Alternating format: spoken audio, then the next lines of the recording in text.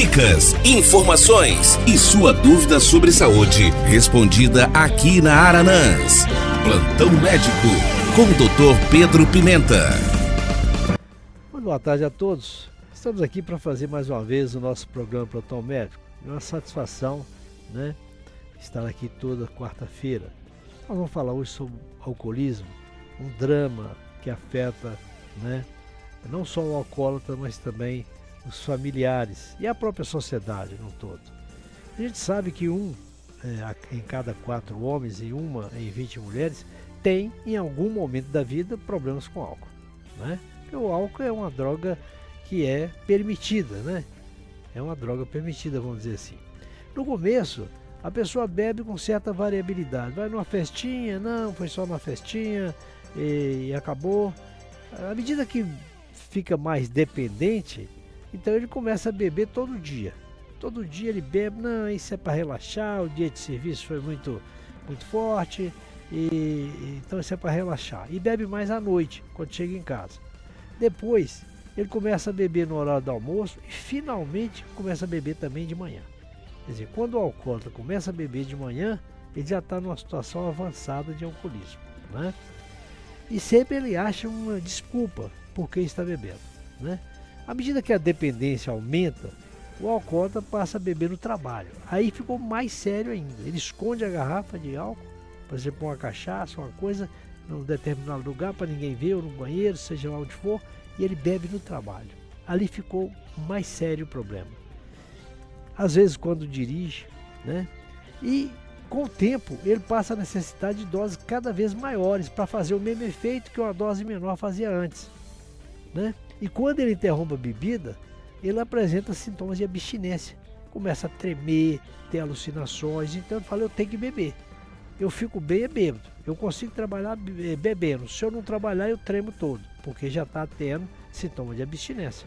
Ele já se tornou uma pessoa dependente do álcool. Para buscar alívio nos sintomas de abstinência, que são terríveis, né? Tremor, alucinações, né? Ouvindo vozes, vendo coisas que ninguém vê, né?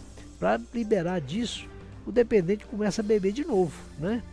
Dias e meses após a interrupção do álcool, no mesmo padrão anterior. Às vezes ele tenta mudar, ele se esforça sozinho, mas não basta esforçar sozinho, depois eu vou falar sobre isso aqui. Ele tenta, mas volta a beber de novo. Então o alcoolismo determina 2 tipos de dependência. Primeiro, a dependência psíquica. É aquela pessoa que não está ainda fortemente dependente do álcool. A gente fala uma dependência psíquica. O hábito, né? A pessoa tem o hábito de beber, mas não está dependente ainda. A dependência física é que é o problema. Ou seja, a pessoa fica viciada, ele não consegue ficar sem a bebida. Tem compulsão pela bebida. E ele começa a ter tolerância.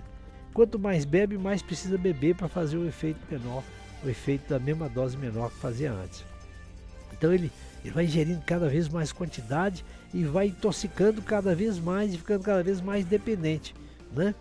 E se ele para, então, como eu disse, aí começa a abstinência, né? O organismo fica com tremores, alucinações, vômitos, mal-estar, uma situação terrível, né? Existem certas condições que eu gostaria de falar aqui que facilitam o uso do álcool, né? Por que a pessoa bebe? Então eu quero comentar alguns dados aqui interessantes que servem também até para que os familiares, né, possam entender essa situação. Aquilo é um vício, é uma doença. Ele é um alcoólatra, ele não presta, estigmatiza a pessoa na sociedade, você entendeu? Não, ele precisa de ajuda. Então o que tem que fazer? A gente sabe que existe muito alcoolismo ligado à imaturidade.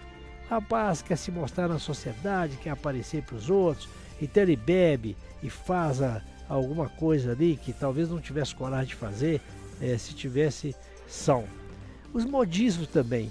Então virou moda, beber tal bebida, hoje tem que beber caipirinha, amanhã é um drink tal, é o drink colorido, é não sei o que, e aquilo vai à moda, seguindo a moda. O espírito de imitação. O meu colega bebe, eu bebo também. É a história, ele fuma, eu fumo também, né? Então esse espírito de grupo é muito forte. Espírito de aventura, né? Os jovens têm muito isso, né?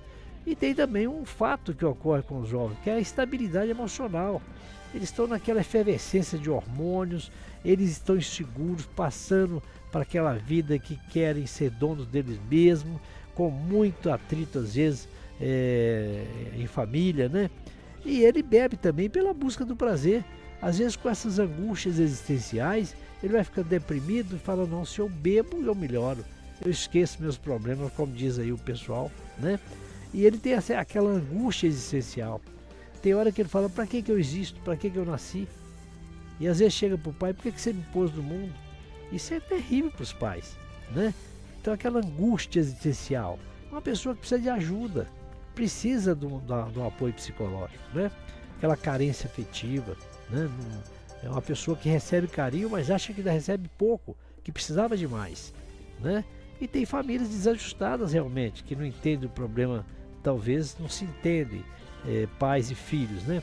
Então vem aquelas carências afetivas. O acesso à droga é muito fácil aqui no Brasil. O álcool é permitido, né? Então, você chega aí, sendo maior de 18 anos, ele pode chegar num bar e beber, né? Então, o acesso à droga é muito fácil. E a falta de opções de realização.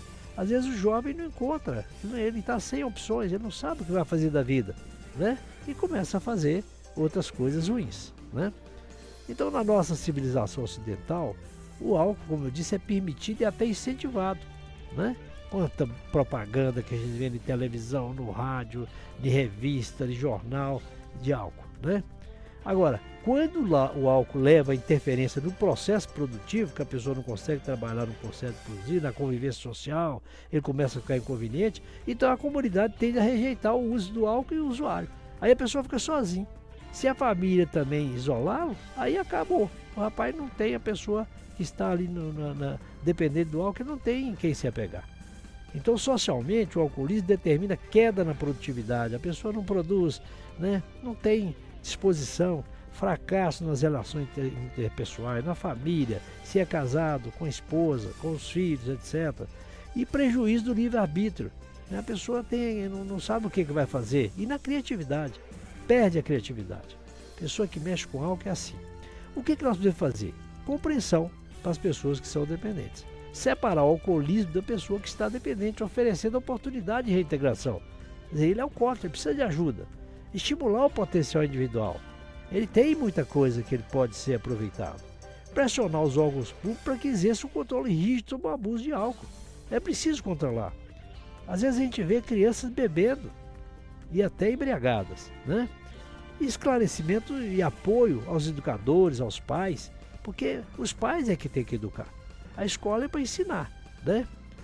Cultura, etc. Mas os pais é que tem que educar os filhos.